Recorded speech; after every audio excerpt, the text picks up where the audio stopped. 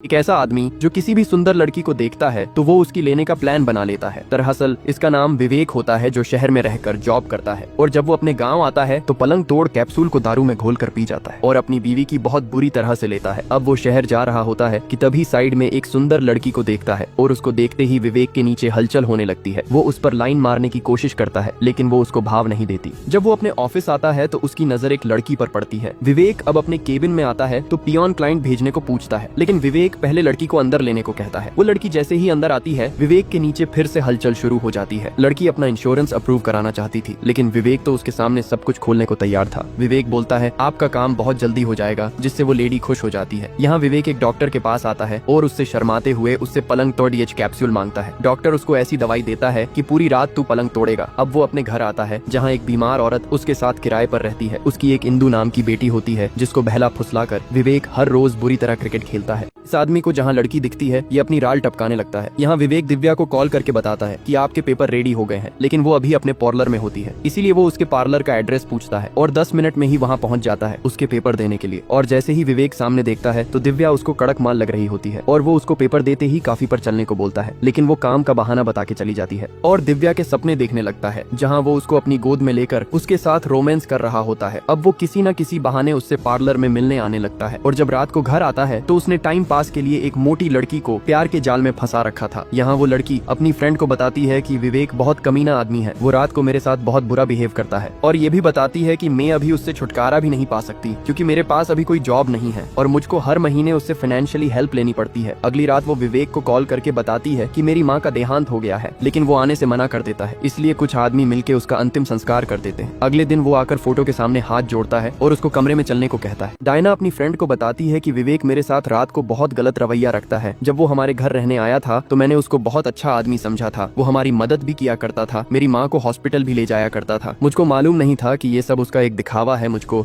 अपने प्यार के झांसे में लेने का, और जिसकी वसूली वो रात में पिच पर बैटिंग करके लिया करेगा। दरअसल विवेक एक इंश्योरेंस कंपनी में काम करता है। जहाँ भी उसको लड़की दिखाई देती वो उसके पास मधुमक्खी की तरह भिन भिनाने लगता है। जिस दिन डायना की माँ मरी थी वो इसके अंतिम संस्कार में नहीं आता, लेकिन रात को डायना के पास आके बेड पर क्रिकेट खेलने को पूछता है, लेकिन डायना उस टाइम उसको अपने से दूर कर देती है। यहाँ विवेक एक लड़की से क्लोज होने की कोशिश करता है जो एक दिन उसके ऑफिस में अपना इंश्योरेंस अप्रूव कराने आई थी, लेकिन डायना की फ्रेंड उसकी वीडियो बना लेती है और अगले दिन डायना को दिखाती है कि ये आदमी हर किसी की लाइफ खराब कर रहा है। उनका दोस्त आके बताता है कि गांव में इसकी एक खूबसूरत बीवी भी है, जहां ये भेड़िया पलंग तोड़ कैप्सूल खाकर उसकी भी पिच पर बैटिंग करता है। इसलिए ये दोनों इसको सबक सिखाने का प्लान बनाती है और अगले दिन उसकी बीवी से मिलने जाती है और विवेक को कॉल करके बोलती है कि मैं आज अपनी बुआ के जा रही हूँ। इसलिए विवेक इंश्योरेंस वाली लड़की को डायना के घर बहाने से ले आता है। विवेक दिव्या को झूठ बोल के डायना के घर ले आता है क्योंकि डायना ने उसको बताया था कि आज वो बाहर जा रही है और दिव्या को उससे इंश्योरेंस अप्रूव कराना था, इसलिए वो उसके साथ आ जाती है। विवेक आते ही पलंग तोड़ गोली खा लेता है और दिव्या को बियर पीने के लिए पूछता है। दिव्या समझ जाती है कि ये तो बड़ा सुअर इंसान है। वो आके बोलता है कि आज यहाँ कोई नहीं है, तुम बोलो तो हम यहाँ पलंग तोड़ सकते हैं, और उसके करीब आने की कोशिश करता है, लेकिन दिव्या उसको दूर कर देती है और कहती है कि तूने क्या मुझको 6000 वाली लड़की समझा है। लेकिन तभी उसकी पड़ोसन आके सब देख लेती है और दिव्या यहाँ से चली जाती है। विवेक बोलता है अगर तूने किसी को बताया तो अगली बार तेरे साथ ही कबड्डी खेलूंगा। यहाँ डायना और उसकी फ्रेंड विवेक के घर उसकी बीवी से मिलने आती हैं और उसको बताती है कि तेरा पति शहर में रहकर कबड्डी खेलता है और मुझको भी प्यार के जाल में फंसा रखा है। डायना बताती है कि वो हमारे घर किराएदार बन के आया था और हमारे साथ बहुत अच्छा बिहेव करता था और मैं भी उसके प्यार में पड़ गई। अब वो हर रोज पलंग तोड़ कैप्सूल खाता है, तभी मेरे कमरे में आ जाता है और जानवर बन जाता है। डायना अब उसको विवेक का बेग देती है। घर आके वो देखती है कि ये रात वाले च्यवनप्राश से भरा होता है। अब वो रोने लगती है, तभी डायना का कॉल आता है और वो उसको सबक सिखाने को बोलती है। यहाँ डायना और उसकी फ्रेंड विवेक की बीवी को बताने की कोशिश करती है कि उसका पति एक भेड़िया इंसान है जो शहर में रहकर हर रोज एक नया शिकार देखता है और पलंग तोड़ कैप्सूल खाकर उनके साथ पलंग तोड़ता है, लेकिन उसकी बीवी को उनकी बात पर विश्वास नहीं होता और उनको इग्नोर करके जाने लगती है। लेकिन डायना उसको उसके पति की फोटो दिखाती है जिसमें वो उसके गले लग रहा है और बताती है कि इसने मुझको भी अपने प्यार के जाल में फंसाया और अब पटाखा गोली खाकर मेरे साथ हर रोज क्रिकेट खेलता है। ये सुन के उसको बहुत बड़ा शौक लगता है क्योंकि उसको पता था कि उसका पति एक सुअर इंसान है, लेकिन ये नहीं पता था कि वो दूसरी जगह भी क्रिकेट खेलता है। डायना बताती है कि अब वो एक दिव्या नाम की लड़की के पीछे पड़ा है जो एक पार्लर में काम करती है और अब वो उसके ही सपने देख रहा है कि कैसे उसको अपने प्यार में फंसा सके, लेकिन अब हमको साथ मिलके उस भेड़िए का पर्दाफाश करना होगा। लेकिन उसकी बीवी वीडियो कॉल पर उनका साथ देने से मना कर देती है कि मुझको मेरे हाल पर छोड़ दो। लेकिन अगले दिन विवेक जैसे ही उसके पास आता है वो फिर से सुअर जैसा बिहेव करता है, जिससे उसकी बीवी डायना का साथ देने के लिए मान जाती है। और अगले दिन विवेक जैसे ही अपने घर आता है उसकी बीवी बाहर से गेट बंद कर देती है और अंदर आकर वो डायना और उसकी फ्रेंड को सामने देखता है।